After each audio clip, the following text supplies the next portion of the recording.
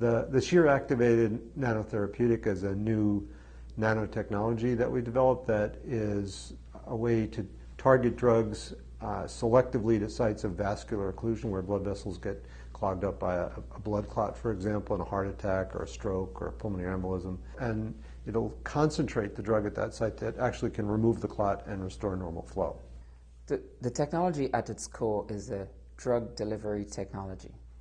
It's a technology that is different to any other technology out there. We approach this challenge looking to nature and how our body handles the problem of sensing an occlusion of the blood vessel, and actually platelets can do this. Platelets, which normally would be happily flowing around in the blood vessels, all of a sudden gets activated, and as these platelets get activated, they adhere to the walls of the blood vessel and spread. And they do it by sensing changes in the shear force, which is the forces of flow that normally drag on the surfaces of the lining cells. And those forces go up when the blood vessel is narrowed. And so these particles, under normal conditions, they flow through the circulation, staying intact. And when they go through these constriction pathological areas, they get activated and break apart into their components.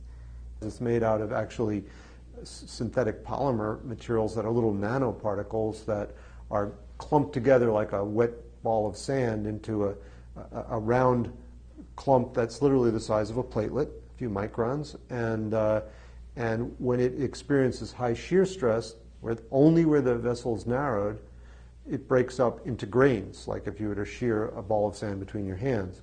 And those grains then stick to the blood clot, and they have clot-busting drug that dissolves the clot and actually clears the vessel of the clot, and you restore normal flow. One of my favorite experiments is the experiment that we did in animals, where we could actually visualize the occlusion of a vessel. We visualize the platelets, they accumulate, and then we inject our nanotherapeutics, and we see that the clot is decreasing with time. And we have shown that this is more effective than conventional way of delivering the drug. The major causes of death in the Western world, and it's beginning to be around the world, are diseases like heart attacks, strokes, atherosclerosis, pulmonary embolism. They all share one thing in common, which is they all are caused by occlusion or blockage of a blood vessel.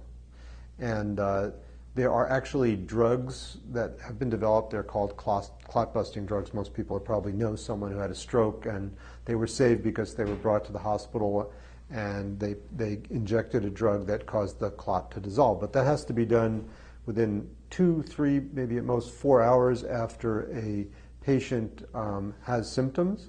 And very few patients get the drug, maybe 5% of who are eligible, because these types of drugs can cause systemic bleeding that can lead to even worse side effects. And so what we tried to do is think of developing a technology where, without knowing where the occluded vessel is, and without having to be in a hospital, that possibly an emergency tech could, at the scene of someone with a stroke, inject something into a peripheral vein and have that sort of drug go selectively to the occlusion site, dissolve the clot, and because you're concentrating it only where you want it, you can give much less drug and you wouldn't have any systemic side effects.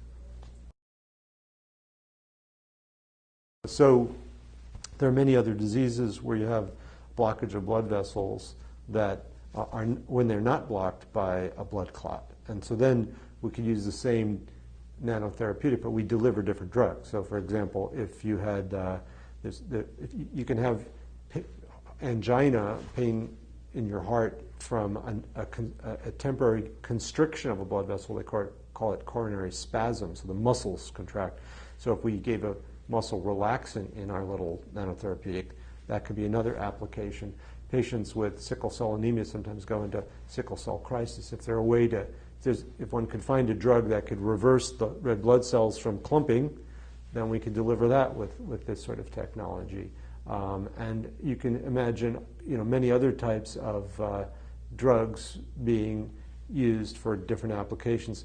Even atherosclerotic plaques, people are now developing drugs that are anti-inflammatories. Potentially we could concentrate, deliver to them, to the worst plaques you have that are occluding the vessels to the highest degree. We're very excited about the technology. We've already got some really nice proof of principle results in small animals.